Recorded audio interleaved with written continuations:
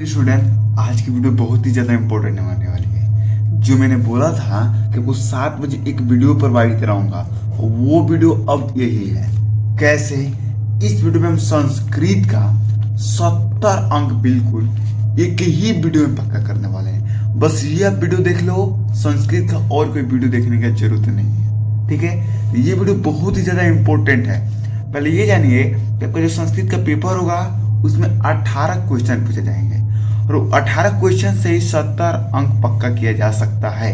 तो आज हम 18 क्वेश्चन एक ही वीडियो में आज देखने वाले हैं। आज की वीडियो बहुत ज़्यादा लंबी होने वाली है, यहाँ की 1.5 से 1 घंटा की वीडियो हो जाने वाली है। तो आपको बोर नहीं आना है, आपको वीडियो को एंड तक देखते रहना है। अपने जीवन को बर्बाद करने के लिए आप गेमिंग का लाइव स्ट्रीम 3 घंटा देखते हो, तो जिंदगी को सफल बनाने के लिए क्या आप एजुकेशन चैनल पर 1.5 घंटा समय नहीं दे सकते हो?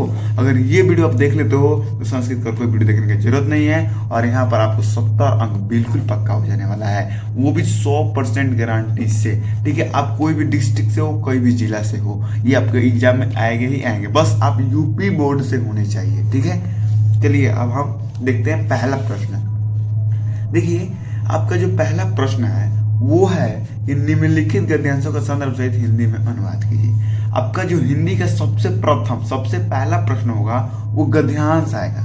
जिस प्रकार आपके हिंदी के पेपर में 3 नंबर पर गद्यांश आता था, ठीक उसी प्रकार संस्कृत के पेपर में पहला प्रश्न ही गद्यांश होगा, जिसमें से 2 गद्यांश आपको दिए जाएंगे। एक गद्यांश को आपको संदर्भ सहित हिंदी में अनुवाद करना होगा।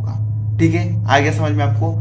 तो यहाँ पर मैं टोटल आपको 5 गद्यांश कराने वाला हूँ, 5 गद्यांश, और उसमें से एक ना एक जरूर फंसेगा, आप देख लेना। ठीक है, तो यहाँ पहला गद्यांश आपका ये रहा। आप इसका क्या कीजिए कि प्यारा सा स्क्रीनशॉट ले लीजिए। ठीक है, पहला गद्यांश बोल रहा है कि कवि कालिदास जन्मस्थान विशेषदपि नैतक दृष्टित इतवान कविशय महिमस्ति यत्र सर्वे एवं तो स्वदेशीय सदैव तत्परा भवन्ति कश्मीर वासी त मन्यते। अब मैं बता दूं कि आपको यहाँ से यहाँ तक याद करके नहीं जाना है। अब आपको कैसे इस गद्यांश को याद करना है तो मैं एक बताता हूँ। कवि कालिदास बस ये याद कर दो, आपका क्या हुआ, इसका संदर्भ तैयार हो गया। ठीक है, जब आपको गद्यांश में कवि कालिदास है देखे तो आप संदर्भ में ये लिखना, जैसे कि मैंने यहाँ पर लिखा है। संदर्भ: प्रस्तुत पद्यांश हमारे संस्कृत पाठ्य पुस्तक में संकलित कवि कालिदास नामक पाठ से लिया गया है। इतना लिखने के बाद आप अनुवाद कर देना। इसको हिंदी में अनुवाद करने को बोला है तो आपको हिंदी में ऐसे अनुवाद करना होगा। व्याख्या: कवि कालिदास के जन्म के स्थान में भी मतभेद है। इस कवि की ऐसी महिमा है कि सभी इसे अपने अपने देश के सिद्ध करने में लगे हैं। कुछ लोग इनका जन्म स्थान कश्मीर तो कुछ लोग इनका जन्म बंगला में मानते हैं। ठीक है, और फिर आगे लिखिए तो कुछ लोग इनका उज्जैन मानते हैं। इसका प्रेम कुछ इस प्रकार है। तो आप इतना अनुवाद कर दीजिएगा और संदर्भ वो लिख दीजिएगा, आप यहाँ पर 7 अंक पक्का हो जाएगा।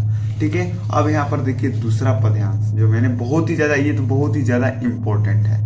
ठीक है, अब देखिए इसको पहचानने का ट्रिक क्या है। यहाँ से यहाँ तक ना पढ़ना है ना याद करना है, पहचानने का ट्रिक ढूंढना आपको।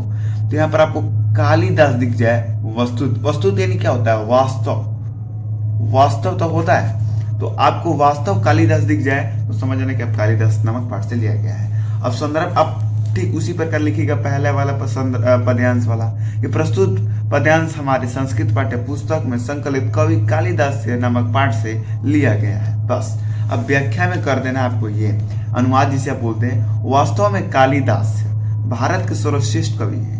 एक और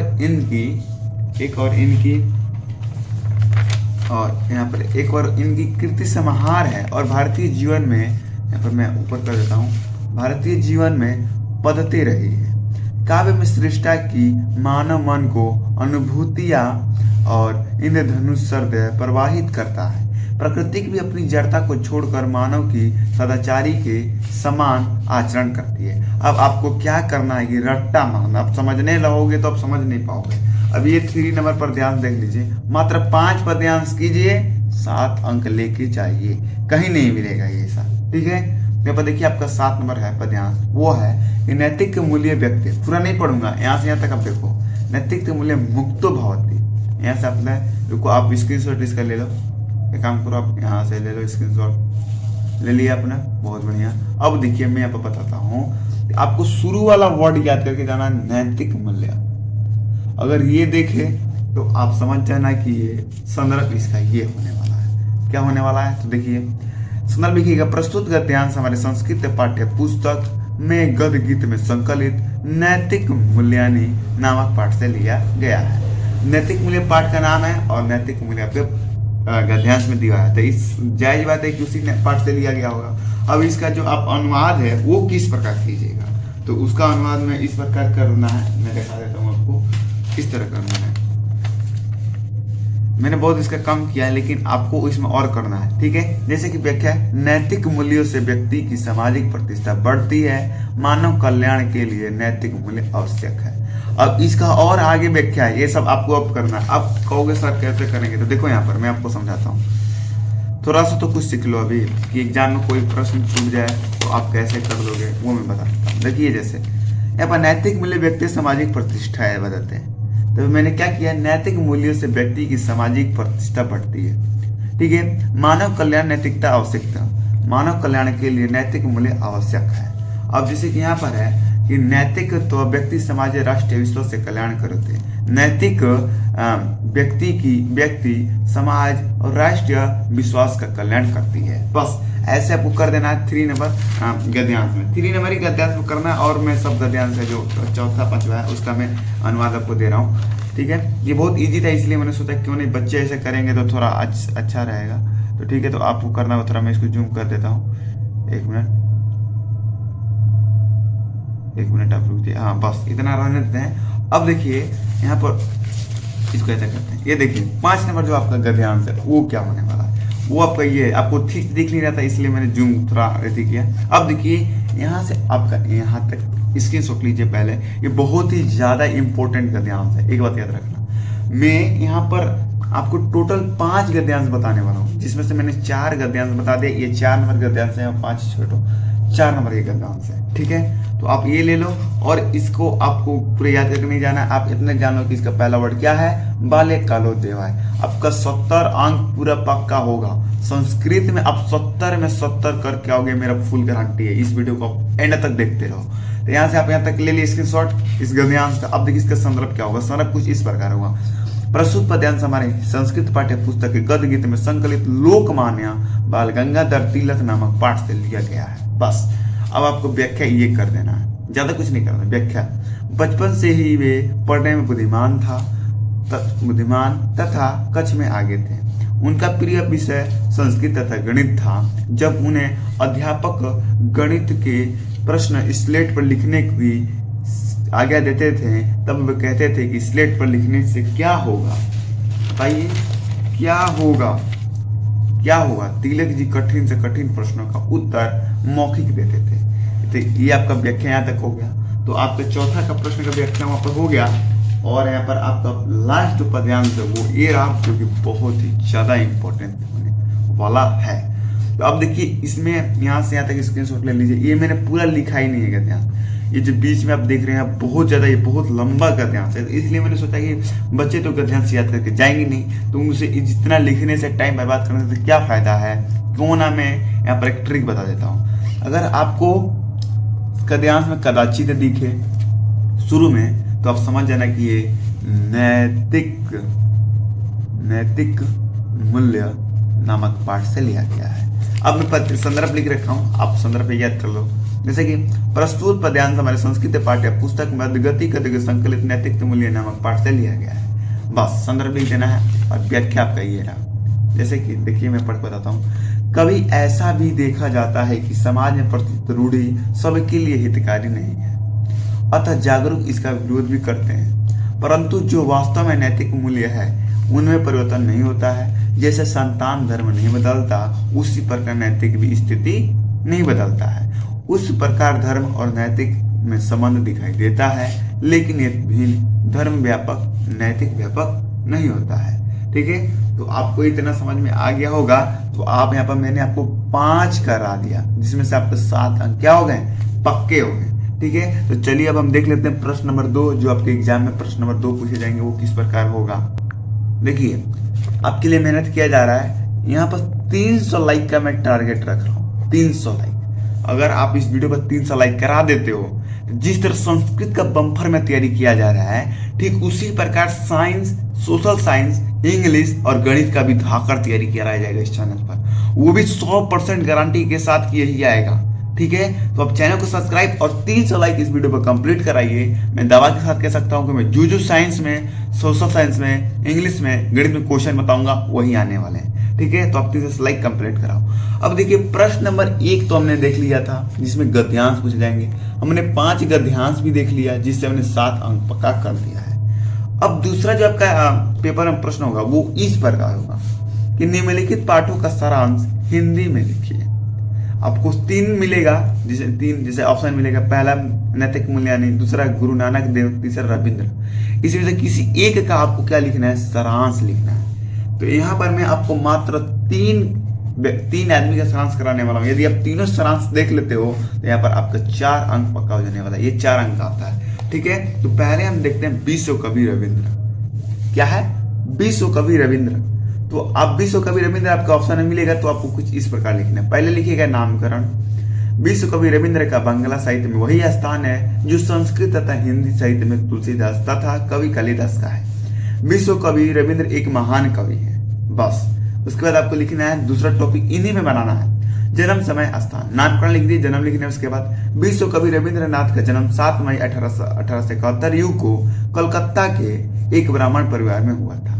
ठीक है, तो यहाँ इनके जन्म मैंने गलती लिख दिया, 1861 होगा। ठीक है, और मैंने महात्मा गांधी का भी जन्म गलती लिख दिया था, जिसमें 1959 लिख दिया था, जहां आपका 1859 होना चाहिए था। तो उसके लिए दिल से सॉरी। आप लोग कमेंट ना किया करें, ये सब आगे आप छोड़िए, तो मेरे से गलती होगी, उसके लिए मैं दिल से सॉरी मांगना चाहता हूँ। आप कहोगे तो उसके लिए एक सिगरेट वीडियो बना के आपसे माफी मांग ली जाएगी। लेकिन आप प्लीज अभी पढ़ने पर ध्यान दो, जल्दी लिखने में ये गलतियां हो जाती है। ठीक है, तो आप यहाँ पर देखिए कि रविंद्रनाथ का 1861 में कलकत्ता से एक ब्राह्मण परिवार में हुआ था। इनके पिता का नाम देवेंद्रनाथ तथा इनके पास अल्प शक्तियां थी। अल्प शक्तियां बोले चाहे अल्प धन थे, जो कि बहुत ही अमीर थे। इनका बचपन का समय नौकर चाकर को देखने में ही बीत गया। अब बताइए, इतना अमीर है तो नौकर चाकर को देखने में ही ना इनका नंबर बीतेगा, और क्या। अब देखिए शिक्षा बनाइएगा। इसके बाद टॉपिक देखिए, याद तो करना पड़ेगा। ठीक है, जो मेरे पुराने स्टूडेंट है उनको ये सब याद होगा, ये मैं दावा कर सकता हूँ। शिक्षा, रविंद्र जी का प्रारंभिक तथा उच्च शिक्षा कलकत्ता से विश्वविद्यालय में कर रहे थे, लेकिन सफल ना होने के कारण उनका मन नहीं लगा, इसलिए उनके पिता ने उनको हिमालय घुमाया, जिससे रविंद्रनाथ का मन कुछ बदला। फिर वह पुनः वापस आकर शिक्षा पूर्ण की। अब लास्ट में आपको टॉपिक बनाया विश्वकवि रविंद्रनाथ में रचनाएं। रचनाएं में लिखिएगा कि विश्वकवि रविंद्र ने काफी गरीब लोग, मजदूर, किसान को मदद करते थे। इन्होंने रत्नगिरी, राजश्री, चरखरेवाली इत्यादि नाटक लिखे हैं। ठीक है, अब इतना आपको कर देना है। अब इतना आपको करके बाद अब दूसरा मैं बता दूं, लोकमान्य तिलक बहुत ही ज्यादा इंपॉर्टेंट है। अगर ऑप्शन में लोकमान्य तिलक दिखे तो उसका आपको सारांश कुछ इस प्रकार लिखना है। पहले 1 मिनट में इसको जूम कर देता हूँ, उसके बाद बहुत ज्यादा दिक्कत होती है। देख रहे हैं लाइव स्ट्रीम में कुछ बहुत ही ज्यादा दिक्कत होने लगती है। ठीक है, तो आप तो क्या कीजिए कि आप प्यारा सा मेरे को इस पर कमेंट कर दीजिए, जिससे मेरा मन बहुत ही खुश हो जाए, और 300 लाइक कंप्लीट करा दीजिए। और एक वीडियो के लिए आपको थैंक्स। मैंने आपसे बोला था, यहाँ पर मैंने आपसे 50 लाइक की मांग की थी, आपने उस वीडियो पर 105 से ऊपर, 102 से ऊपर लाइक कंप्लीट करा दी है, तो उसके लिए दिल से थैंक्स। अब लोकमान्य तिलक, इसका आप कैसे लिखिएगा नामकरण, भारतीय स्वतंत्रता संग्राम के सैनिक में अग्रत थे। इनका नाम बालक तथा इनके पिता का नाम गंगाधर, यंश का नाम लोकमान्य और वंश का नाम तिलक था। इस तरह इनका पूरा नाम लोकमान्य बाल गंगाधर तिलक हुआ। ठीक है, नामकरण लिखने के बाद अब आपको यहाँ पर इनका लिखना है, आपको जन्म, समय, स्थान। देखिए यहाँ पर जैसे कि जन्म, समय, स्थान लिखिएगा कि लोकमान्य जी का जन्म सन 1913 ईस्वी में रत्नगिरी जिले के चिरबल नामक ग्राम में हुआ था। इनकी माता का नाम गंगाधर तिलक तथा माता का नाम पार्वतीबाई था। पिता का नाम गंगाधर था, माता का नाम पुतलीबाई था, जो कि एक धार्मिक महिला थी। उसके बाद आपको लिखना है स्वतंत्रता, लोकमान्य तिलक जी ने। स्वतंत्रता में लिखने के बाद लोकमान्य जी ने हमें स्वतंत्रता का पाठ पढ़ाया है, इनको कहना था कि इनका कहना था कि हमारा स्वतंत्रता हमारा अधिकार है, इसे पाने के लिए अगर हमें संघर्ष भी करना पड़े तो हमें करना चाहिए। देखिए बहुत जल्दी जल्दी लिखना पड़ रहा है, इसलिए मेरा यहाँ पर गला भी सूख रहा है बोलने में, और यहाँ पर जो कि जल्दी जल्दी लिखने में आपका कुछ गड़बड़ भी हो जा रहा है। ठीक है, तो भाई इसके लिए दिल से सॉरी गड़बड़ करने के लिए। रचनाएं में आप लास्ट टॉपिक बनेगा लोकमान्य तिलक में रचनाएं, वहाँ लिखिएगा आपका लोकमान्य जब मॉडल जेल में थे तो वह गीता रहस्य लिखा था। बस उसके बाद मैं आपको तीसरा तैयार करा देता हूँ मदन मालवीय। बस यही 3 तैयार कर लो, 4 अंक पक्का गारंटी के साथ। अब देखिए मदन मोहन मालवीय, नामकरण लिखिए। पहले श्वेत वस्त्र, गले में दुपट्टा, सिर पर सफेद पगड़ी तथा मस्तक पर लाल चंद का तिलक लगाए मदन मोहन मालवीय। आगे यहाँ पर देख लीजिए, मदन मोहन मालवीय जी एक भारतीय प्रेमी है। फिर इनका मेरी भी नामकरण कर लिया। आप जन्म समय स्थान लिख लो, जन्म समय स्थान। ठीक है, तो अब यहाँ पर देखिए मालवीय जी का जन्म 25 दिसंबर 1861 ईस्वी में प्रयाग के ब्राह्मण परिवार में हुआ था। इनके पिता का नाम बर्जनाथी है। इनके पूर्वज मालवीय देश से प्रयाग में आकर बसे थे, इसलिए मदन मोहन का नाम मालवीय पड़ा। ठीक है, अब शिक्षा देख लीजिए। यहाँ पर शिक्षा किस तरह कीजिएगा। मालवीय जी ने अपनी शिक्षा के लिए एक संस्कृति पाठशाला में प्रवेश लिया था, जिसके कारण इनके मन को भारतीय संस्कृति के प्रति काफी जागरूक हो उठे और वह भारतीय संस्कृति के लिए अनेक कार्य किया तथा प्रचार भी किया भारतीय संस्कृति का। फिर लास्ट को आपको बनाना है रचनाएं। इन्होंने काफी विद्यालय की रचना करवाई। इन्होंने गंगा के तट पर एक विश्वविद्यालय की रचना कराई करके, जिसमें आज भी संस्कृत, बंगाली तथा विदेशी भाषाओं का ज्ञान दिया है। 300 लाइक कंप्लीट कराइए। मैं बार बार ये याद दिला रहा हूँ, इससे क्या होगा कि विज्ञान का भी तैयारी होगा और सामाजिक विज्ञान का भी तैयारी होगा, साथ में अंग्रेजी का भी तैयारी होगा और साथ में ही गणित का भी तैयारी होगा। तो सभी सब्जेक्ट की तैयारी करने के लिए 300 सब्सक्राइबर मैं बोल रहा हूँ, 300 लाइक आपको कंप्लीट कराना है। अगर आपको इस चैनल फायदा दे रही है तो ही आप सब्सक्राइब कीजिए, तो ही आप लाइक कीजिए। अगर इस चैनल से कोई फायदा आपको नहीं मिल रहा है तो आपको इस चैनल को सब्सक्राइब करने का मतलब उतना जरूरत ही नहीं है। अब देखिए हमने प्रश्न नंबर 1 देख लिया, प्रश्न नंबर 2 देख लिया, यानी प्रश्न नंबर 1 से 7 नंबर पक्का कर लिया। अब प्रश्न नंबर 2 से हमने 4 अंक पक्का कर लिया। अब जो आपका प्रश्न 3 है वो कुछ इस प्रकार पूछेगा, बोलेगा कि निम्नलिखित में से किसी एक संदर्भ सहित पद्यांश का हिंदी में अनुवाद कीजिए। आपको एक पद्यांश मिलने वाला है, जिसको आपको देखिए 1 नंबर प्रश्न में गद्यांश मिला था और 3 नंबर प्रश्न में पद्यांश मिलने वाला है, बस इतना समझिए। तो आपको 2 पद्यांश मिलेगा, जिसमें से एक का आपको पद्यांश का संदर्भ लिखना है और हिंदी में अनुवाद करना होगा, जो कि आपका ये भी 7 अंक का आता है। तो यहाँ पर आपको टोटल 5 पद्यांश कराने वाला हूँ, जैसे मैंने 5 गद्यांश कराया था, ये 5 से ही आपका ये 7 अंक पक्का हो जाने वाला है। ठीक है, तो चलिए हम पारंपरिक सभी पहला देखिए, पहला ही आपका पद्यांश ये है कि भाषक पश्चिमी यदन तथा ब्रूहि पुनस्वच सिर पश्चिमी भाष्यना गतरमिति सिद्धवते। ये है आपका पहला पद्यांश। अब इसका आप स्क्रीनशॉट ले लीजिए। संदर्भ व्याख्या। संदर्भ है प्रस्तुत गद्यांश हमारे संस्कृत पाठ्य पुस्तक के गद्य खंड में संकलित लक्ष्य वेद परीक्षा नामक पाठ से लिया गया है। व्याख्या आप देख लीजिए। द्रोणाचार्य ने अर्जुन से पूछा कि क्या यह गिद्ध तुम्हें दिख रहा है? तभी अर्जुन उत्तर दिया, जी मुझे गिद्ध की आंख दिख रहा है, शरीर नहीं। ठीक है, अब दूसरा आप देख लीजिए, जल्दी देखिए पद्यांश, क्योंकि अभी बहुत सारे क्वेश्चन करने हैं। पृथ्वी त्रिणी रतनगिरी जलमने सुभाषिस्तम मूढ़े पाषाण खंडेशु रतन संज्ञा विदते। संदर्भ आप लिखिएगा। प्रस्तुत पद्यांश हमारे संस्कृत पाठ्य पुस्तक के पद खंड में संकलित सूक्ति सुधा नामक पाठ से लिया गया है। बस अब इसका आप व्याख्या ऐसे कर दीजिए यहाँ पर। ठीक है, तो यहाँ पर आपका यहाँ पर मैं तीसरा प्रश्न बता देता हूँ। आपका जो तीसरा पद्यांश है वो कुछ इस प्रकार होने वाला है। ठीक है, तो अब तीसरा पद्यांश है, क्या कीजिए कि जल्दी से स्क्रीनशॉट ले लीजिए और संदर्भ व्याख्या यहाँ तक है, आप इसका भी कंप्लीट काम कर लीजिए। ठीक है, तो अब मैं आपको बता देता हूँ यहाँ पर, आपको तो संदर्भ लिखना आ गया होगा। तो अब ये जो आपका पद्यांश है ये भी इसी से लिया गया है। किससे लिया गया है? सूक्ति सुधा से लिया गया है। तो अब तो आपको पाठ का नाम मालूम हो चुका। अब तो आप संदर्भ लिखोगे कि प्रस्तुत पद्यांश हमारे संस्कृत पाठ्य पुस्तक में संकलित सूक्ति सुधा नामक पाठ से लिया गया है। तो आप संदर्भ लिख लोगे, टाइम बर्बाद नहीं करना है। व्याख्या में बता देता हूँ। बुद्धिमानों का समय कवि काव्य कच्छ में बीतता है, लेकिन मूर्ख का समय झगड़ा तथा मार पीट में बीतता है। ठीक है, अब देखिए कि आपका लास्ट नहीं, अभी तो चौथा ही है, अभी एक और बताऊंगा। अब बताओ इसमें से एक तो फंसना ही फंसना है, ठीक है। तो चौथा जो पद्यांश है कुछ इस प्रकार है, आप यहाँ पे लिख लीजिए। सौरभ प्रसम दुख सौरभ मानतम सुखम इत्यादित सेन लक्षण सुख दुख हो।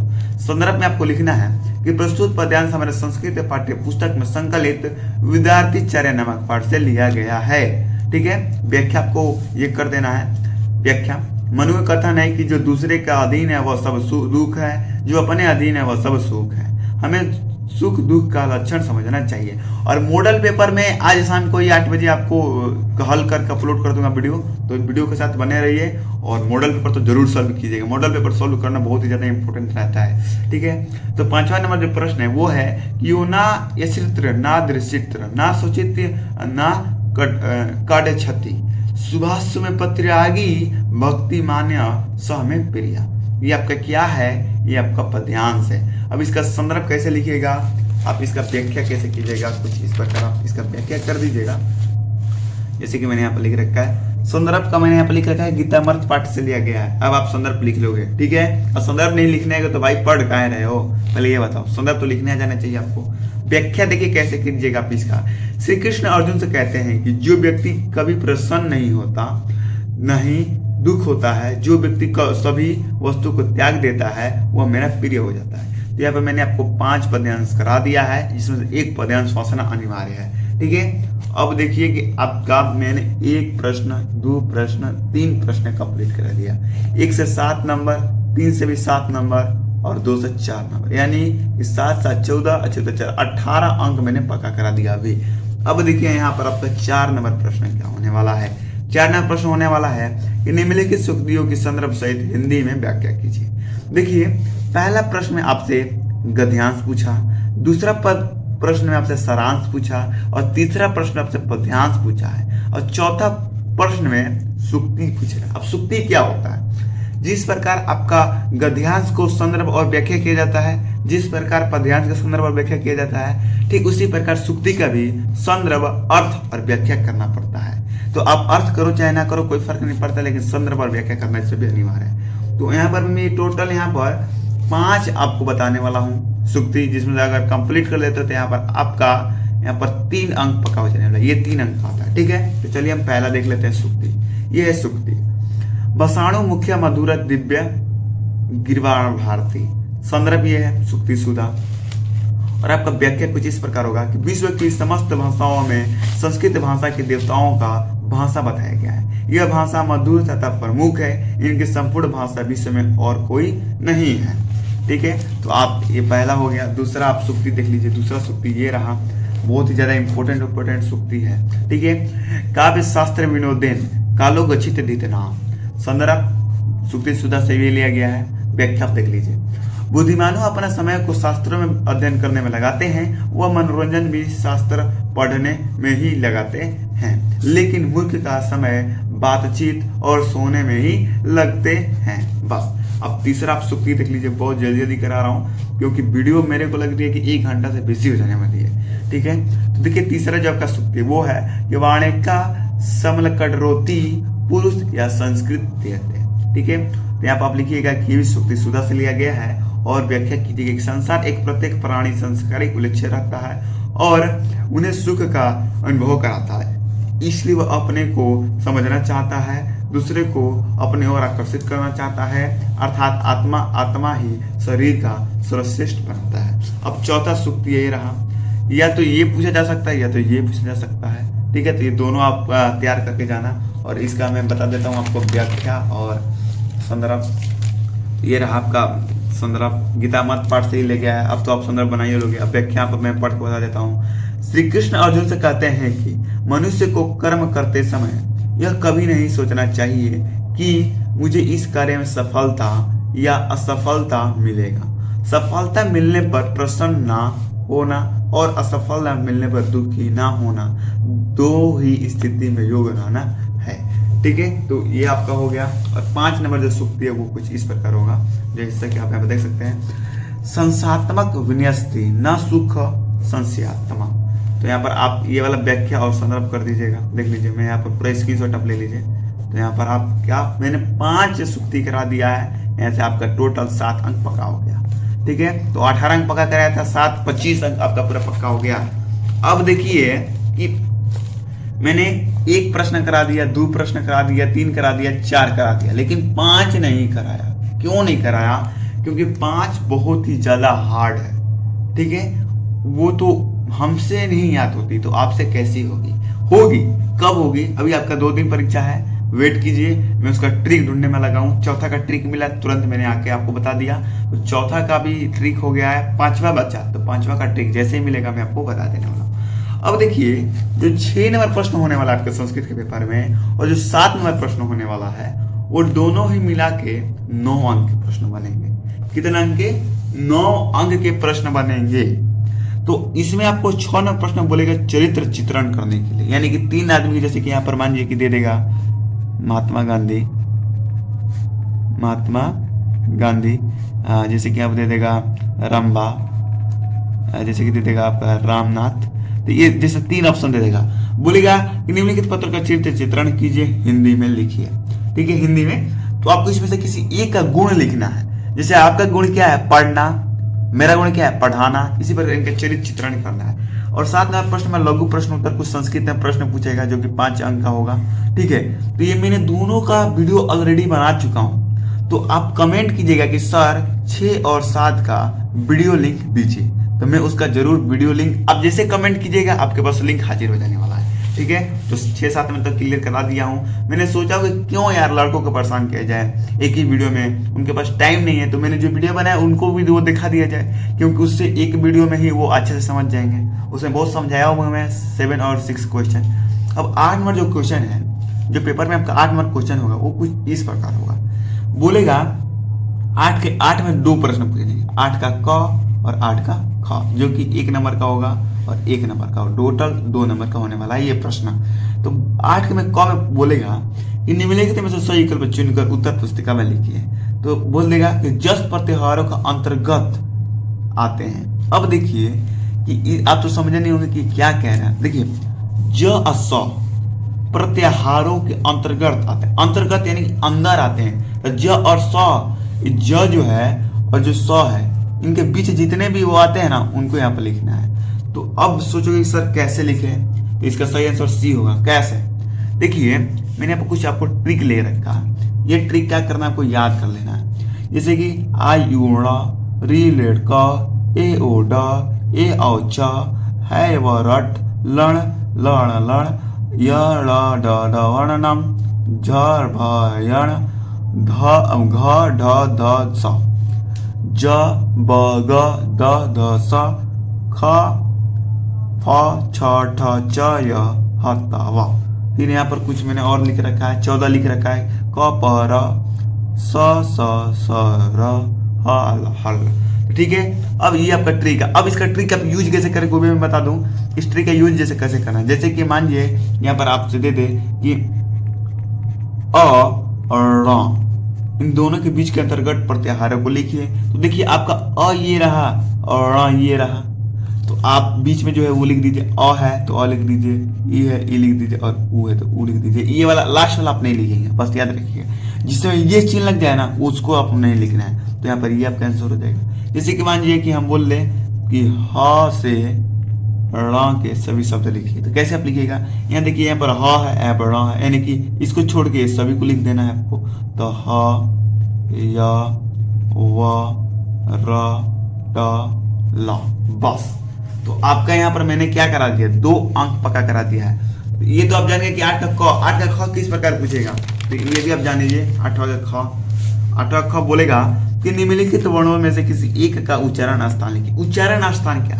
जिसे वर्ण जो होते हैं ना, अ आ क ख, वो किस ढंग से बोले जाते हैं। जैसे कि अ ये आपके कंठ से बोले जा रहे हैं, च ये आपके तलु जो ऊपर होता है उससे बोले जा रहे हैं, ट ये आपसे मूर्धा से बोला जा रहा है। तो इसी प्रकार दे देगा, जैसे बोल देगा कि न का आपको उच्चारण स्थान लिखिए, न का उच्चारण स्थान तनता हो जाएगा।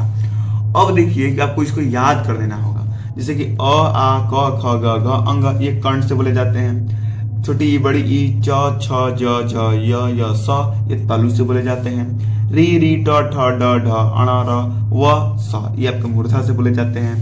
ल त थ द न स, ये दंता से बोले जाते हैं। छोटा हूँ बड़ा हूँ प फ ब भ म प र फ, ओष्ठ से, ये ओष्ठो यानी देख लीजिए, ओष्ठो यानी कि ओंठ से बोले जाते हैं। संस्कृत है इसलिए संस्कृत में लिखा है मैंने। य म ड ण न, ये नासिका से बोला चुका है। अब नौवा, ये तो मैंने यहाँ पर 2 अंक कंप्लीट, ये कर लोगे तो इसी में से आने वाला ये, तो आपके ये 2 अंक कंप्लीट हो जाएगा। ठीक है, अब देखिए प्रश्न नंबर संधि 9 प्रश्न में जो होगा आपको संस्कृत उसमें संधि पूछे जाएंगे। और मैंने संस्कृत की एक ऑलरेडी वीडियो बना चुका हूँ जिसमें मैंने सिर्फ संधि ही पढ़ाया है, और वो मात्र 5 मिनट की वीडियो है, और उसमें इतना बढ़िया समझाया है ना कि आप 10वीं क्लास में भी हो तो संस्कृत नहीं छूटेगा, चाहे आप बीए में भी जाओगे तो आपको संस्कृत नहीं छूटने, ये संधि नहीं छूटने वाला है। ठीक है, तो उस वीडियो को आप जरूर देखिएगा। अब इस वीडियो का लिंक कैसे मिलेगा, आपको कमेंट करना है कि सर संधि का कमेंट, संस्कृत का वीडियो का लिंक दीजिए, आपको कमेंट करते ही मिल जाने वाला है। अब देखिए प्रश्न नंबर 9 भी कंप्लीट हो गया। अब बचता है प्रश्न नंबर 10। इसमें बोलेगा कि निम्नलिखित में से किसी एक का शब्द रूप तो आप जानते ही होंगे, जिसे हम एक वचन, द्विवचन, बहुवचन, विभक्त होता है। चलिए आगे बताता हूं मैं। रूप को निर्देशानुसार लिखिए। जैसे कि बोल देगा राजन शब्द का प्रश्न विभक्त, 3 ऑप्शन देगा जिनसे एक का करना है। तो ये जैसा ऑप्शन दिया है, एक ही ऑप्शन देगा। ठीक है, तो यहाँ पर आपसे बोला है कि जैसे यहाँ पर कि प्रीत शब्द का षष्ठमी विभक्त लिखिए। जैसे कि यहाँ पर मैंने प्रीत का लिख रखा है, देखिए प्रथम द्वितीय तृतीय चतुर्थ पंचम षष्ठमी सप्तमी, पिता प्रथम पिता पितरे पितु पितराणी पितोरा पितरो पिताभ्याम पिताभ्याम पिताभ्याम पितरो पितरो पितर, ये आप पढ़ लीजिएगा यहाँ से यहाँ तक। और जैसे कि प्रश्न बोला है कि षष्ठमी विभक्त, यहाँ पर विभक्त है षष्ठमी ये है, और बहुवचन बोला है तो यहाँ पर क्या है पितराणम, इसका ये आंसर हो जाएगा। जैसे कि बोल दे कि पिता का विभक्त प्रथम द्विवचन लिखिए, तो द्विवचन का हो जाएगा पितौरो हो जाएगा। इसी प्रकार आपसे क्वेश्चन पूछे जाएंगे, और ये यहाँ से यहाँ तक कंप्लीट कर लो, ये आपको फांसी जाने वाला है, एकदम गारंटी के साथ है ये। तो मैंने 10 नंबर आपका क्या करा दिया, प्रश्न क्लियर। अब बच रहा है 11 नंबर प्रश्न। 11 नंबर प्रश्न बोलेगा कि निम्नलिखित में से किसी एक का एक धातु लिखिए। एक आपको क्या लिखना है, धातु लिखना है। तो जैसे कि भू वर्तमान है, भूतकाल भविष्यकाल। ठीक है, तो आपका सीरीज में भू दिया होगा, जिसका वर्तमान काल भूतकाल भविष्यकाल आप तैयार कर लो, यहाँ से आपका 2 अंक पक्का हो जाने वाला है। तो अब ये जो छोटे छोटे उनको मैंने नहीं करा रहा हूँ क्योंकि आपका टाइम बर्बाद होने वाला है। और 12 नंबर प्रश्न है, उसमें समास पूछे जाएंगे। ठीक है, तो देखिए किस प्रकार पूछे जाएंगे। बोलेगा कि निम्नलिखित में से किसी एक का समास से जुड़ा समास का नाम लिखिए। देखिए आप 10 क्लास में इसलिए आपको 3 ही समास पढ़ना है, अवयव समास, दीर्घ समास, बहुव्रीहि समास। अब समास को पहचानने का ट्रिक, अवयभाव समास होगा ना, उसमें उपसर्ग होगा, दीर्घ समास होगा उसमें संख्या होगा, बहुव्रीहि समास में विशेषता होगा। उपसर्ग क्या कहलाता है, जो कि आ होता है, जो आप हिंदी में पढ़ोगे आ से अनार बना दो, आपस बना दो, वो है, ये क्या है उपसर्ग है। प्रत्यय संख्या क्या है, संख्या का मालूम है, विशेषता मालूम है। जैसे कि मैं कुछ एग्जाम्पल करके बताता हूँ। आकांड, तो इसका क्या होगा, इसका हो जाएगा आपका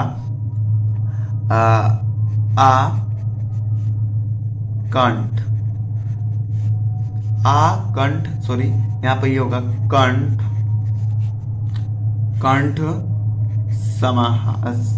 समोसा। जैसे कि नवरात्र, तो इसका हो जाएगा नवना रात्रणा समाहार। बस ऐसे तो करना आपको। तो आपका ये मैं आशा करता हूँ कि समास क्लियर। अगर समास क्लियर नहीं हुआ है तो मैंने इसका एक ऑलरेडी वीडियो बनाया रखा है, उसे भी आप जाकर देख सकते हो। अब देखिए यहाँ से आपका 2 अंक इधर पक्का हो गया। अब 14 नंबर जो प्रश्न है उसमें प्रत्यय प्रक्रम पूछेगा। बोलेगा कि निम्नलिखित प्रश्नों में से सही विकल्प का चयन कीजिए। ठीक है, चयन कीजिए बोलेगा। अब देखिए जैसे कि दे देगा आपको कृत्वा, बोलेगा कि इसका प्रत्यय, जैसे कि यहाँ पर प्रत्यय और धातु लिखिए। ये भी दे सकता है प्रश्न। अच्छा, ये भी बोल सकता है कि निम्नलिखित प्रश्न में से किसी एक का प्रत्यय धातु लिखिए। ठीक है, ये दोनों पूछ सकते हैं, तो दोनों को तैयार करना, एक तैयार करोगे दोनों हो जाएगा। तो जैसे कि मान लीजिए आप ऑप्शन में कृत्वा दिएगा, इसका प्रत्यय और धातु लिखना है, कैसे लिखिएगा। तो प्रत्यय क्या हो जाएगा, इसका क्री हो जाएगा, अब प्लस त्वा क्या हो जाएगा, आपका धातु हो जाएगा। त्वा नहीं कत्वा, इसका धातु हो जाएगा। जैसे कि हत्वा है तो ह प्लस कत्वा। तो आप कहोगे सर कैसे आपने कर लिया, तो इसका मैंने एक ट्रिक बना रखा है आपके लिए। आप ट्रिक यहाँ पर देख लीजिए, ये रहा आपका ट्रिक जो कि बहुत ही धाकड़ है। अगर आपको शब्द के अंत में त्वा दिख जाए, त दिख जाए, तुम दिख जाए, व न दिख जाए, तो कत्वा, कत, तुमुन, कत्वा, ये धातु हो जाएंगे। जैसे कि मैंने यहाँ पर नहीं, प्रत्यय हो जाएंगे। जैसे कि यहाँ पर मैंने बताया था आपको कि जैसे कि यहाँ पर मैं बता देता हूँ, जैसे हंस त्वा है ना, ये तो इसको आप जब समास से विभक्त कीजिए तो किस प्रकार कीजिएगा, हस हस प्लस त्वा लास्ट में है, देखिए यहाँ पर त्वा, तो कत्वा। आगे आपको समझ में, मैं आशा करता हूं कि आपको ये समझ में आ गया होगा। अब प्रश्न नंबर जो 15 होगा आपके एग्जाम में, वो होगा वाच्य परिवर्तन। ठीक है, उसमें बोलेगा कि निम्नलिखित वाक्य का वाच्य परिवर्तन कीजिए। 5-6 ऑप्शन होंगे जिसमें 2 का आपको वाच्य परिवर्तन करना है। तो जैसे कि मैंने एक ले रखा है सनगर दृष्टि, तो इसका वाच्य परिवर्तन करेंगे तो ये बनेगा तेन तेन नगरे अस्थायी। अब आपको कि सर आपने कैसे कर दिया, तो मैंने इस ट्रिक की वजह से किया है, जो आपको ट्रिक को समझना चाहिए। जैसे कि स, देखिए यहाँ पर स है तो 3 हो गया, तो स जब भी रहे तो 3 कर देना, त्वा रहे तो त्वाया करना, श्याम रहे तो श्यामन करना, स रहे तो तेन, सा रहे तो तेना करना, अ रहे तो माया करना है, राम रहे तो रामेणा करना है, गुरु रहे तो गुरुणा करना है। बस अब कहोगे सर इसका तो मैंने कर दिया, ये तो लिख देना है, इसका आप कैसे किए, तो जब भी लास्ट वाले शब्द में छोटी ई का मात्रा हो ना, तो उसे ई के मात्रा में परिवर्तन कर देना, वो सही हो जाने वाला है गारंटी के साथ। तो अब मैंने 15 नंबर तक क्वेश्चन क्लियर करा दिया है। अब आपके एग्जाम में 16, 17, 18 प्रश्न बचा। तो 16 जो है ना, उसमें आपसे संस्कृत में अनुवाद करने को बोलेगा, संस्कृत में अनुवाद। ठीक है, मैं थोड़ा लिख नहीं पा रहा हूं इसलिए आप थोड़ा ध्यान देना। संस्कृत में अनुवाद करने को बोलेगा। आप हिंदी में दे देगा, जैसे दे देगा राम पढ़ता है, तो आप इसका संस्कृत में अनुवाद कीजिए राम पढ़ते, तो उसका कोई इंपॉर्टेंट क्वेश्चन नहीं है, इसलिए आपको उसे खुद बनाना सीखना पड़ेगा। और 17 नंबर 18 नंबर प्रश्न निबंध और वाक्य प्रयोग पूछेगा। तो इसका ऑलरेडी वीडियो बना चुका हूं मैं, कल ही सुबह तो मैंने बनाया था, उसका लिंक तो आपको मिल जाएगा पहले ही, तो आप कमेंट कीजिए। देखिए यहाँ पर मैंने 18 तक प्रश्न क्लियर करा दिया है संस्कृत का। ये वीडियो बनाने का मकसद ये था कि लड़के कंफ्यूज थे कि सर कितना अपने वीडियो बना दिया है, कहाँ से मैंने वीडियो लेके तैयार करूं, लेकिन इससे अब सभी लड़के कंफ्यूज दूर हो गया होगा। और वो संस्कृत का आशा करता हूं कि तैयारी करके 70 अंक जरूर लाएंगे और मेरा नाम और मेरे चैनल का नाम रोशन करेंगे। तो आप ऑल द बेस्ट, आप तैयारी करते रहिए, आपको डरना नहीं है, डट के सामना करना है। मिलता है अगली वीडियो में। जय हिंद, जय भारत।